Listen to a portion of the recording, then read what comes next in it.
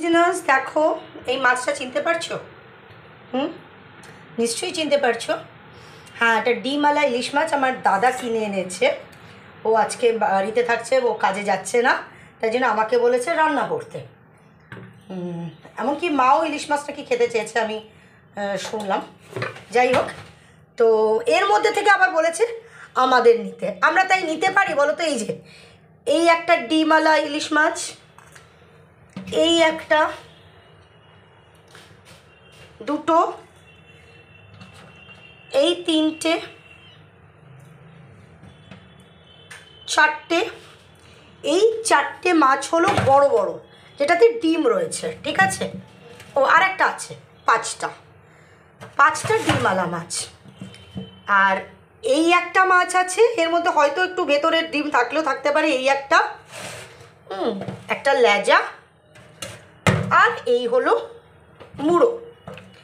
তো ও তো কিছুতেও শুনবে না, ও বলেছে না তাহলে হবে না। তো আমি তাই জন্য ভেবেছি ও যেহেতু শুনবে না, তাই জন্য আমি আমার জন্য একটা লেজা নেব, এই যে লেজা। আর মেয়ের জন্যে এই যে ছোট্টটা। বাকি ডিমালা যতগুলো মাছ আছে বড় বড় পিস সব ওর জন্যে, আর মুড়ো দিয়ে। শুধু আমরা ওর যেহেতু শুনবে না, তাই জন্য এই লেজাটা দিয়ে আর এই ছোট্ট মাছটা দিয়ে আমাদের রাখবো। চলো এবার সবজির মধ্যে মাছের ঝোলে আমি কি দেব? আলু বেগুন দাদা নিয়ে এসছে, কারণ আমার আলু একদম ছিল না। আর কুমড়োটা আমার ছিল, তো আমি আলু বেগুন কুমড়ো কালো জিরা ফোড়ন কাঁচা লঙ্কা চিরা দিয়ে এই মাছের ঝোলটা দাদাদের করে দেবো। তো চলো কি বলবো আর, এবার তাই রান্না শুরু করব। এই দেখো ওটসের গুঁড়ো করে রেখেছি, যে ওটসের রুটি বানাবো বলে। হ্যাঁ, এদিকে বুঝতে পারছি না ইলিশ মাছটা তোমার আজকেই ঝোল করব আর ভাত খাবো না একটু, তা তো হয় না। তো দেখা যাক কত দূর কী করতে পারি। অ্যাকচুয়ালি দেখো এখানে ভয়েস ওভার দিতে হলো, কারণ বাইরে তোমার মাইকে জোর কদমে কিসের কি চলছে, গান চলছে, যার কারণে আমাকে এখানে ভয়েস ওভার দিতে হলো। ওদিকে দেখো নিউট্রেলা দেখালাম, নিউট্রেলা করব, আর ওটসের রুটি আর নিউট্রেলা এটাই করব। এদিকে আমাকে এক্সট্রা করে এখন ইলিশ মাছটা রান্না করতে হবে, দাদা যেহেতু নিয়ে এসছে। তো যাই হোক, দাঁড়াও দেশলাই জ্বালাচ্ছি। একটা গ্যাস লাইটারও আমার জুটলো না এখনও পর্যন্ত। দেশলাই কাঠি দিয়েই আমাকে জ্বালাতে হয়, এখনও পর্যন্ত একটা গ্যাস লাইটার আমি আনতে পারলাম না। কী আর বলা। আর যা গরম পড়েছে, এই গরমের মধ্যে রান্নাবান্না করা মানে কোনো রকমের রান্না করে করবো। এই যে নিউট্রেলা করব বলে তোমার করেছি পেঁয়াজ রসুন। আমি কোনোদিন নিউট্রেলা পেঁয়াজ রসুন দিয়ে করি না। আজকে ছাইচাতাই ইউটিউব থেকে দেখে পেঁয়াজ রসুন বেটেছি। এখন এই মিক্সি থেকে এটা সরালাম, কারণ ইলিশ মাছের জন্য আমি কাঁচা লঙ্কা বাটা করব, তাই জন্য মিক্সির বাটি থেকে পেঁয়াজ রসুন বাটাটাকে সরিয়ে নিয়ে আবার তোমার ইলিশ মাছের জন্য কাঁচা লঙ্কা বাটাটা করব। বিরক্ত লাগে, দাদা যদি আগে থেকেও বলতো একরকম, আমার খুব অসুবিধা হয়। কারণ আমাদের তো প্রতিদিন একটা প্ল্যান থাকে যে এই রান্না করব এই রান্না করব, তখন সেই প্ল্যানের মাঝখান দিয়ে যদি কেউ এক্সট্রা কিছু অ্যাড হয় তখন আমার খুব বিরক্ত লাগে। কী আর করা, ও এতদিন বাদে একটু খেতে চাইলো, না করতে পারলাম না। তো আমার কাছে কোনো সবজি ছিল না, তো ওকে বলেছি যে ইলিশ মাছ যখন ও আনছে তখন আমি বললাম আলু বেগুন নিয়ে আয়। হ্যাঁ, আলু বেগুন দিয়ে ইলিশ মাছের ঝোলটা রান্না করব, সেটাই। আর এই দেখো আমার এইটুকুনি সর্ষের তেল কিন্তু আমার বহুদিন চলে যাবে। আমি তো এখন সাদা তেল খাই না, যবে থেকে আমার ফ্যাটি লিভার ধরা পড়েছে, তার আগে আমার কোলেস্ট্রল ধরা পড়েছে, আমি তবে থেকে সাদা তেলটা একদম টোটাল বন্ধ করে দিয়েছি। সর্ষের তেল দিয়ে সমস্ত কিছু কাজ চালাই, আর যেটুকুনি তেল দেখলে সেইটুকুনি তেল দিয়ে কিন্তু আমি মোটামুটি তোমার এখনও পর্যন্ত 10-12 দিন তো চলে যাবেই। এই যে কাঁচা লঙ্কা, 4টে কাঁচা লঙ্কা দিয়ে মনে হয় ইলিশ মাছটা হয়ে যাবে। কাঁচা লঙ্কা, আর সবথেকে বড় কথা, আমি ইলিশ মাছের ঝোলটা যে করি কালো জিরা ফোড়ন দিয়ে তোমার কাঁচা লঙ্কা বাটা দিয়ে করবো যে, আমি জিরার গুঁড়ো দেবো, কিন্তু জিরার গুঁড়োটা দেবো কিন্তু মাছের ঝোল যখন ফুটবে তখন জিরার গুঁড়ো দেবো। তো চলো রান্না শুরু করি। হাবা তাবা খাই, এইটুকুনি জায়গায় না আমি সত্যি হাবা তাবা খাই, কোথায় কী রাখি তার ঠিক নেই। তো চলো মিক্সিতে নিয়েছি লঙ্কা, এবার সেটাকে বাটবো।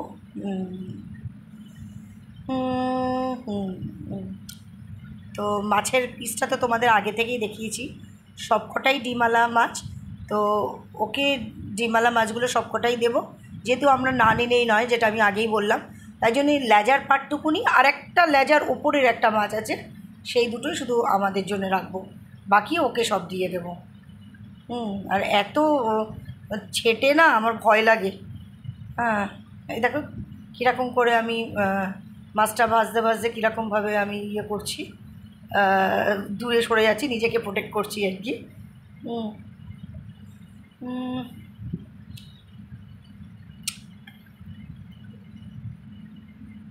ছিটলা আমার প্রচুর মানে মাছের ইয়ে তো হয়েই গেল।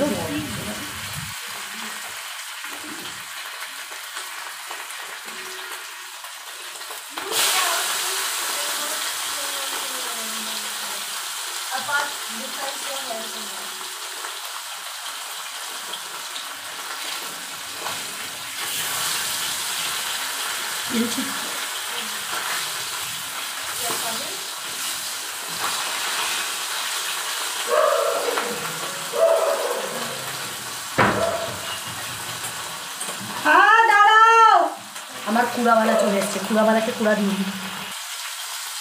তো চলো কুড়াওয়ালাকে কুড়া দেওয়া হয়ে গেছে। ভালো গন্ধ।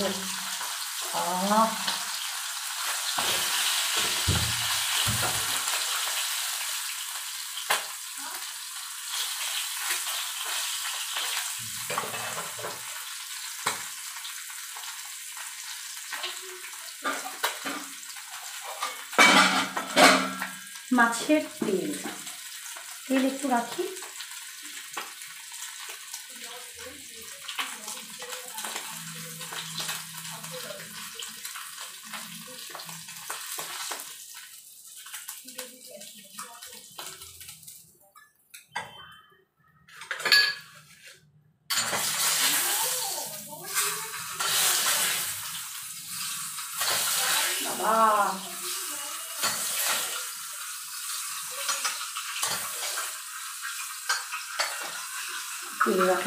জায়গা জায়গার তো অভাব, জায়গা নেই জায়গা।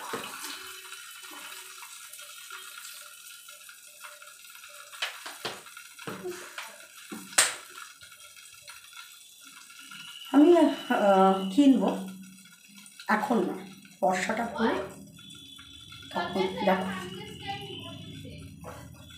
বর্ষাটা করুক তারপরে আমি তোমার ইলিশ মাছ একটা ইচ্ছা আছে, সে আমার নিজের কিডনি বিক্রি করে হোক, আমি একটা ডিমালা ইলিশ মাছ কিনি বড় সাইজে, মানে সেটা যদি 3000 4000 টাকাও দাম হয় খাবো।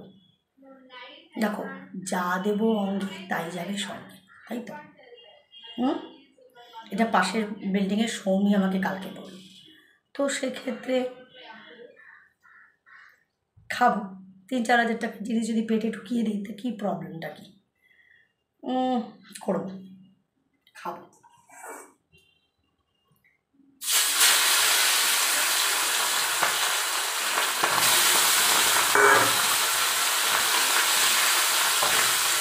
তো চলো এখনও মূলো ভাজবো, লেজা ভাজবো, তারপরে রান্না বসাবো, মানে আমি ঝোলটা করবো। ঝোলটা করার পরে তোমাদেরকে আমি দেখাবো মাছের ঝোলের কালারটা কীরকম হয়েছে। ইলিশ মাছের ঝোলের কালারটা ওই হালকা পাতলাই ভালো লাগে, জানেন, ওই কালজিরা ফোড়ন কাঁচা লঙ্কা বাটা দিয়ে আর আলু বেগুন কুমড়ো দিয়ে, আর ঠিক যখন ঝোলটা ফুটবে তখন যদি তুমি চিড়ে বাটাটা দাও, তার যে একটা স্মেল দুর্ধর্ষ। তো দাদার জন্য একটু তেল রাখলাম, একটা ডিম খুলে গেছে মাছের মাঝখান থেকে, একটুখানি ডিম খুলে গেছে, সেটাও তেলের মধ্যেই রাখলাম। তো ও এই ডিম আর মাছের ঝোল দিয়ে আরামসে ভাত খেয়েছে, এমনি ইলিশ মাছ কিন্তু এই একটা জিনিস, দেখো ইলিশ মাছ হলে তার সাথে কিন্তু আর কোনো পদ প্রয়োজনই হয় না, বলো?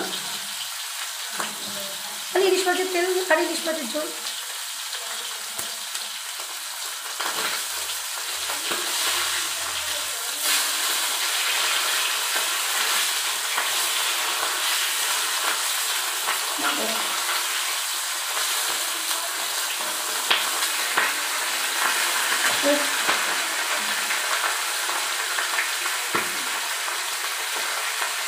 রান্নাটা বসাই তাহলে। দিয়ে দিলাম কালো জিরে। কালো জিরেটা কী হয়েছে কি জানি, তেলে দিলে ছাট ছাট ফুটে ফুটে গায়ে চলে আসে। কালো জিরে শেষ, একটুখানি এক প্যাকেটে আর একটুখানি আছে, দিতে হবে কালো জিরে।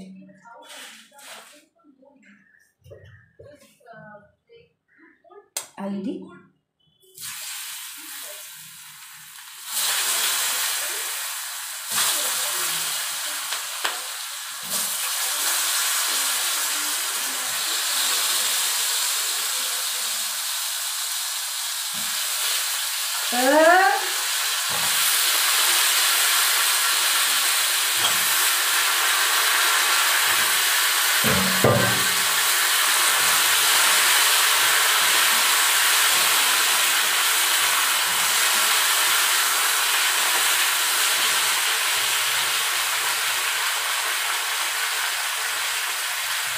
জায়গার অভাব।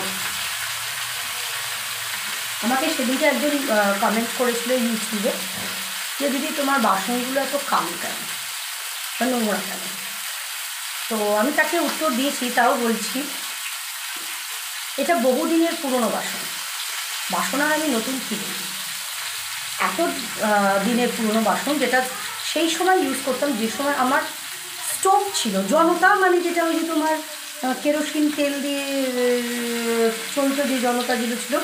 তো তখন আমি না রান্নাটা করতাম যে আমি বুঝতাম না যে যতক্ষণ না নীল আলো জ্বলে ততক্ষণ দিতে নেই, যার কারণে রান্নার গন্ধও রয়েছে, ধোয়া গন্ধ, খেতে পারতাম না। তো তখন আমার এই পাটিগুলোতে কালি ধরে গেছিলো, আর সেই কালি আমি তুলতে পারতাম। আর এখন তো সেটা একেবারেই ইয়ে হয়ে গেছে, আর হয়নি। তো সেটা হলো ব্যাপার। আর তারপরে আর আমার কোনো বাসন কেনা হয়নি, ওই জন্যই আমার বাসনগুলো মনে হয় নোংরা।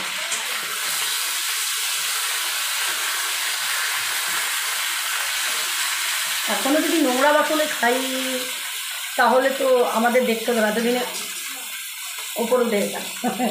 তো সেটা না, তোমার বহুদিনের পুরোনো বাসন আর জনতা স্টোভ ইউজ করতাম সেই সময়। আর এখনও মনে পড়ে, আমি তো রান্না বান্না সেরকম জানতাম না, সেরকম কি জানতামই না। তা আমার যে হাজব্যান্ড ছিল ভাস্কর, ও ডিম এনে দিয়েছে, ডিম রান্না করতে বলছে। আমার মনে পড়ে, আর ঝোল যে ফোটাতে লাগে এটাও আমার জানা ছিল।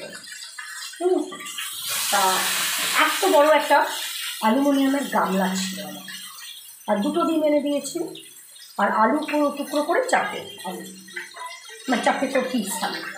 তো ডিমের ঝোল করতে বলেছে, যথারীতি আমি ডিমের ঝোল করেছি। আমি তো জানতাম, ডিম ফ্রাইও করিনি, জানি, মানে আমি রান্না করতে জানতামই না, কারণ অল টাইম তো আমি টিউশনই করতাম, রান্নাঘরে কোনোদিন ঢোকার সময় পাইনি। মাই রান্না করতো। তো ও দিয়েছে ডিম রান্না করতে।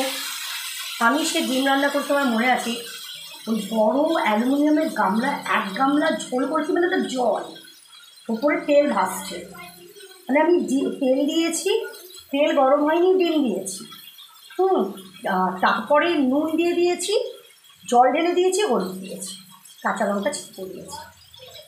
সে যে পুরো জল, বিশ্রী খেতে, অখাদ্য খেতে, আমি তো খেতে পারলাম না, ডিমটা শুধু খেলাম। কিন্তু ভাস্করের একটা গুণ ছিল যে আমার হাজবেন্ডের, চাই খেতে দিতাম, সেটা যত অখাদ্যই হোক, ও কিন্তু কোনো সময় আমাকে রাগ দেখায়নি। সেটা কিন্তু যেভাবেই হোক, কিন্তু ও কিন্তু খেয়েছে, আমি খেতে পারিনি।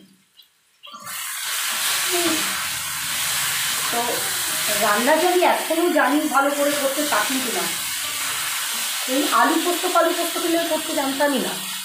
এঁচোড়ের তরকারি, আলু পোস্ত, এখনও এঁচোড়ের তরকারি যে আমি করেছি সেদিনকে, আমার কিন্তু এঁচোড় তাকিয়ে রয়েছে, মানে গোটা গোটা রয়েছে। মানে ভয় পেয়েছি, মানে সেদ্ধ করবো, সিটি যদি বেশি পড়ে যায় তাহলে গলে যাবে, আমি বুঝিনি। কিন্তু আমাকে বাজার থেকে বলে দিয়েছে যেহেতু এইটুকুনি এঁচোড়টা, বলছি এটাই সেদ্ধই করবে না, ভাজতেই হয়ে যাবে এটা। ওখানে যে সমস্ত মহিলারা দাঁড়িয়েছিল বাজার করছে, তারাও আমাকে বললো না সেদ্ধ করার দরকার, একটু তাকিয়েছিল, কিন্তু আমি খেতে পারছি। তো আমি এখনও ভালো করে জানি না, এখন যেহেতু ইউটিউব হয়েছে, এখন বার করে যখনই কোনো রান্না খেতে ইচ্ছে করে আমি বার করে ইউটিউব থেকে দেখে নিই সেই হিসেবে রান্নাটা করি।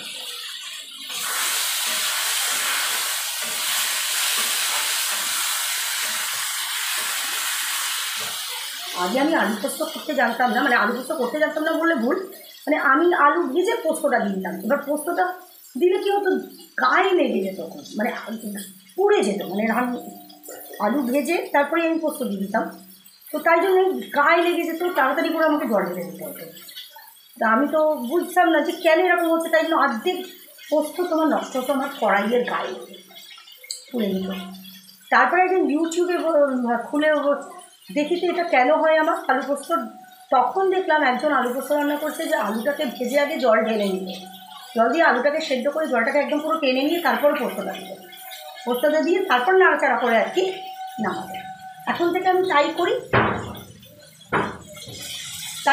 এখন আমার আলু পোস্ত দিয়ে ঠিক হয়। তো চলো, মাছটা তরকারিটা ভাজতে দিয়ে দিয়েছি, রান্না হয়ে গেলে তোমাদের দেখাবো। আমার ইলিশ মাছের ঝোল হয়ে গেছে। হ্যাঁ, কালারটা বড্ড ফ্যাক করছে, কিন্তু খেতে খুব টেস্ট হয়েছে। আমি অলরেডি টেস্ট করে দেখে নিয়েছি, কারণ ইলিশ মাছের আমার হালকা পাতলা ঝোলই ভালো লাগে, আর আমার দাদা আমার ঝোল ভালো খাবে আমি জানি।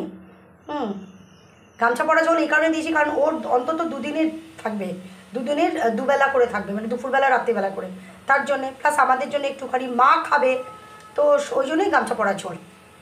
তো ঠিক আছে, চলো।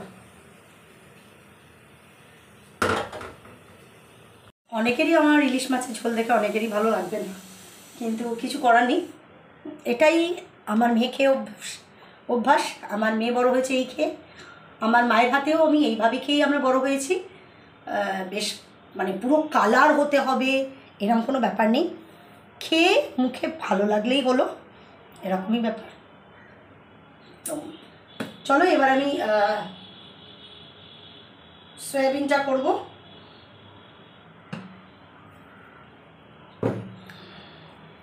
অনেকদিন বাদে তোমাদের কাছে আসলাম, তাই না? ফাইনাল ঝোলের কালারটা দেখো ইলিশ মাছের, এবার বুঝতে পারছো তখন কড়াইয়ে ছিল। আর একটুখানি যে মাছের ডিম আর তার তেল দিয়ে রেখেছি ওর জন্য। চলো, আর আমাদের জন্য এই যে ছোট্ট একটা মাছ আর একটা লেজা রেখে দিয়েছি।